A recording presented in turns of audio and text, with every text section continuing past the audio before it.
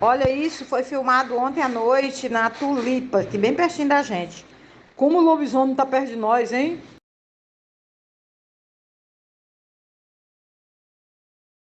Olha que doideira da porra. Rapaz, olha, a gente não sabe mais o que falar do mundo, né, cara? É muito fácil também dizer que é uma montagem, né? Que é um. Enfim.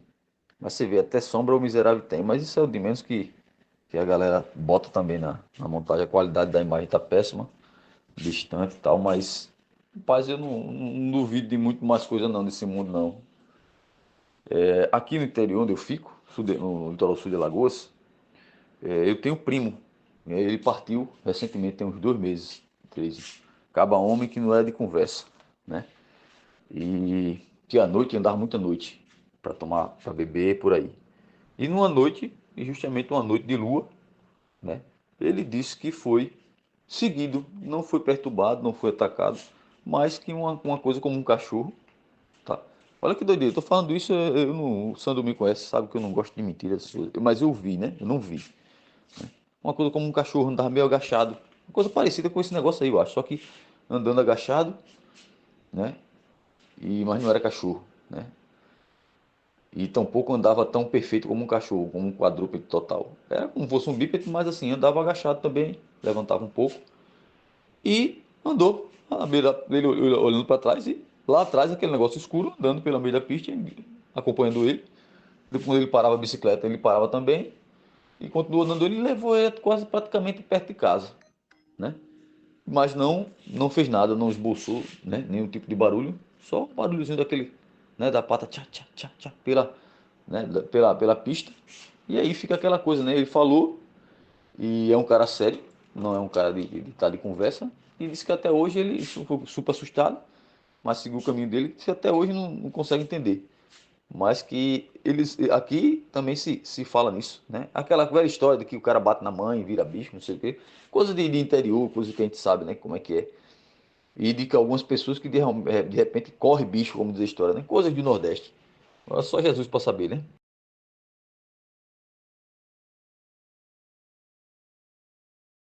Boa noite, pessoal. Boa noite, Sandro. Boa noite, Franklin.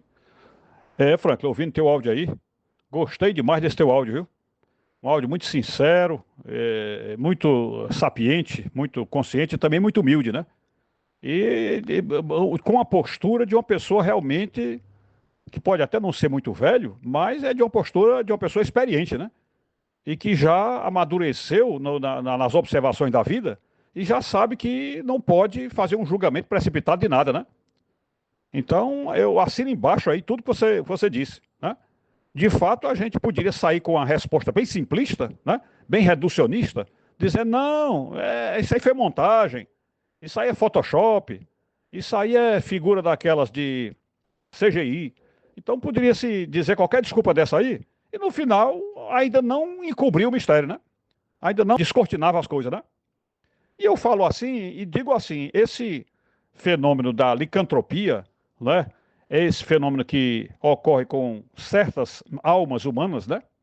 Que estão revestidas na carne, né? Porque nunca se ouviu falar de uma licantropia ocorrida com fantasmas, né? A licantropia sempre ocorre com seres vivos, né? Então, a licantropia de homens, ela tem uma característica particular, capaz de realmente sobreviver aos séculos e aos milênios, né? Porque em todas as culturas tem-se notícia de homens que se transformaram em criaturas, sobretudo criaturas lupinas, né? Ou seja, da área de lobos, né? E cães. Então, até isso talvez até complique um pouco para explicar por que existe uma amizade tão grande entre cães e homens, né? Uma amizade muito grande entre cães e homens. Isso aí se remonta também lá para dentro da oceanografia, quando vai explicar a zoologia marítima, ela também não consegue explicar muito por que os golfinhos são amigos dos homens, né? Ou seja, por que a humanidade, ou seja, os golfinhos guardam amizade com a humanidade, né? E isso aí pode explicar, talvez, por que a lenda das sereias tem a ver com os golfinhos, né? Porque quando se fala das sereias, por exemplo, se fala que num certo caminho da evolução humana, chegou um momento em que o homem decidiu tomar dois rumos. Uma parte da raça humana tomou o rumo da Terra, e aí com isso geraram os macacos, né? Macacos antropóides, já da forma humana, né? Os humanoides. E outra parte resolveu ir para o mar, né? E passar a ser mamífero marinho, né? E aí, sendo mamífero marinho, a amizade maior foi com os golfinhos, né? Os golfinhos também são mamíferos. Então, portanto, esses seres humanos que eram macacos, que resolveram ir para a água, viver como seres marítimos, exatamente desses seres aí que geraram as sereias, né? Mas aqui, voltando ao assunto aí do bicho, né? Que é o lobisomem, né? O que me impressiona mais nesse fenômeno é porque ele consegue uma camuflagem, né? Que se adapta perfeitamente à sociedade humana, né? Então eu digo que a história da licantropia nunca vai acabar, porque sempre poderá ocorrer e sempre poderá existir no nosso meio, na nossa sociedade, sempre poderá existir alguém que se transforma em bicho, né? Às vezes nem ele próprio sabe, né? Porque tem certos relatos por aí que dizem que o cara que se transformou em lobo, ele não sabia disso, ele veio saber depois, né?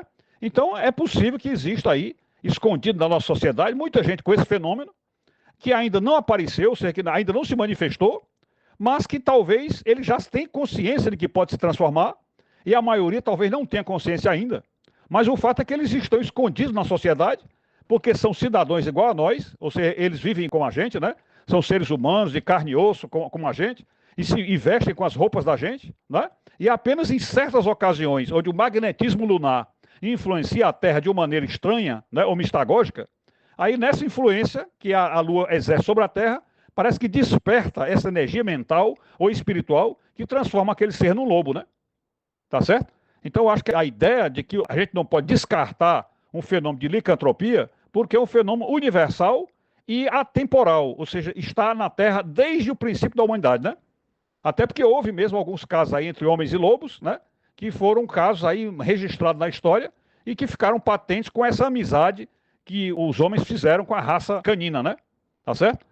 Mas vou passar aí para frente que tem outro comentário aí para falar para vocês. Fiquem com Deus. O Sandro sabe que eu sou ufólogo, né? E eu estou ligado em grupos de ufologia. E um fenômeno como esse aí, os ufólogos não descartam a possibilidade de ser uma manifestação alienígena. Isto é, de seres de outro planeta e que vêm aqui à Terra. E aí nós nos lembramos nesta hora daquele caso chamado do chupa-cabras, que é um animal alienígena que foi deixado na Terra, provavelmente para colher sangue de equinos, caprinos, asininos, né? E às vezes até de galinhas, né? E outras aves. Então que ele tinha, vamos dizer assim, no seu corpo, né? No seu organismo, ele tinha um reservatório que guardava o sangue e guardava alguns órgãos que são tirados dos corpos desses animais, e ao colocar esse sangue dentro do corpo, ele servia de laboratório para que raças alienígenas pudessem analisar o sangue desses bichos. Então não podemos descartar que se na ufologia há um capítulo especial para se dedicar ao chupacabra, né? E portanto a maioria dos ufólogos acredita que o chupacabra é um animal alienígena, então podemos dizer que os ufólogos também podem aceitar que a presença de um ser que é híbrido entre o homem e o lobo também possa ser uma manipulação alienígena, não é? Mexendo aí na história da humanidade, tá certo? E por último, tem o último comentário aí, fiquem com Deus. Quando a gente ouve falar em qualquer desses fenômenos, né? Licantropia, fantasmologia, né? Ufologia, quando a gente ouve falar em qualquer desses fenômenos, a gente tem que se lembrar do que é que a palavra de Deus fala sobre essas coisas, não é? Porque para nós que somos cristãos, a autoridade máxima e inquestionável é a Bíblia, né? É a autoridade máxima, ou seja, o que a Bíblia falar, o que a Bíblia aprovar, a gente aceita, não é? Então a gente já pode partir aí do princípio de que a Bíblia não negou certos fenômenos, não negou. Quando muito, né? Quando muito, ela associou esses fenômenos ao demônio, né? Quando muito. Então, a Bíblia não negou os fenômenos, mas quando tocou no assunto, geralmente associou eles ao demônio. Então a gente tem que colocar em consideração que a maioria desses fenômenos está ligados a Satanás. Mas não quer dizer que tudo que acontece por aí é do diabo, e é coisa do diabo, né?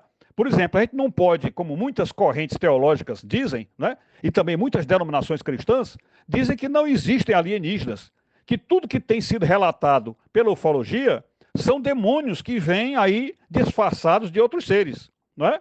Então eu acho que isso aí é um reducionismo, é um simplismo, porque eu acho que existem outros planetas habitados e que são habitados por seres diferentes de nós e que têm alta tecnologia para chegar aqui. Então, se existe isso, né, e a ciência hoje já está praticamente provando isso, então, se existe isso, a maioria dos fenômenos que ocorrem na ufologia são fenômenos realmente ufológicos e não fenômenos demoníacos. Está entendendo? Agora, é claro que quando um ET desse, um alienígena desse, entra aqui na Terra, já que a Terra aqui é uma possessão do demônio, é possível que esses seres sejam cooptados pelo demônio para trabalhar para ele, ou que sejam mesmo seres que vêm de fora e se adequem à vontade do demônio para fazer o mal aqui. Então é possível que sim. Mas o fato é que o buraco é mais embaixo e o mistério é muito mais profundo do que a gente pode supor. Mas voltando à questão da Bíblia. Por exemplo, no caso da fantasmologia, a Bíblia não nega os fantasmas, em nenhum momento. E a gente sabe, ao longo da história da humanidade, que desde o princípio do mundo para cá, que se fala em fantasmas, em casas mal-assombradas, em aparições de mortos, não é? Então, isso é uma coisa que está ao longo da história da humanidade, está cheio de evidências. E como a Bíblia nos ensina a confiar nos testemunhos, não é? Tanto é que a nossa crença em Jesus é também uma crença nos apóstolos e naqueles que conviveram com Jesus, porque foram eles que registraram na Bíblia que Jesus realmente ressuscitou. Então, portanto, quando a gente crê em Jesus, a gente está crendo naqueles que acreditaram nisso e estamos acreditando naqueles que viram Jesus e que testemunharam a ressurreição dele, né? Portanto, nossa fé é uma fé por tabela. Nós acreditamos em Jesus por tabela, ou seja, porque acreditamos naqueles que viram Jesus. Então, se a Bíblia nos autoriza a acreditar por tabela, também podemos acreditar por tabela que existem fantasmas. Porque em certas ocasiões, onde os discípulos estiveram em presença de Jesus, eles confundiram Jesus com um fantasma e Jesus não negou a história. Jesus não chegou para dizer assim, olha, eu não sou fantasma não, porque fantasma não existe. Não é? Ele não ficou para dizer isso, olha, fantasma não existe, deixem de acreditar nessas besteiras. Não é? Jesus não disse isso, pelo contrário. Ele disse assim, vinde, toquem em mim, veja que eu não sou fantasma. Vinde, toquem em mim. Quer dizer, quando Jesus diz isso, veja que eu não sou fantasma, vinde tocar em mim, é porque os fantasmas não têm corpo. O fantasma é só uma energia, é só uma alma mesmo, né? Então são almas que eram para estar já num local diferente, mas estão ainda perambulando pela Terra, não é? Então nós não podemos descartar os milhares de testemunhos que tem por aí de gente que teve contato com seres mortos, com pessoas mortas, não é? Então eu estou contando essas coisas para vocês só para vocês sentirem aí como o mistério, né, que está envolto aqui à humanidade é muito maior do que a gente pode supor, né? Como dizia o Shakespeare, né? Há mais coisas entre o céu e a terra do que pode supor a nossa vã filosofia, né? Ok? Mas é isso aí, meus queridos. Fiquem com Deus. Saúde e paz, tudo de bom.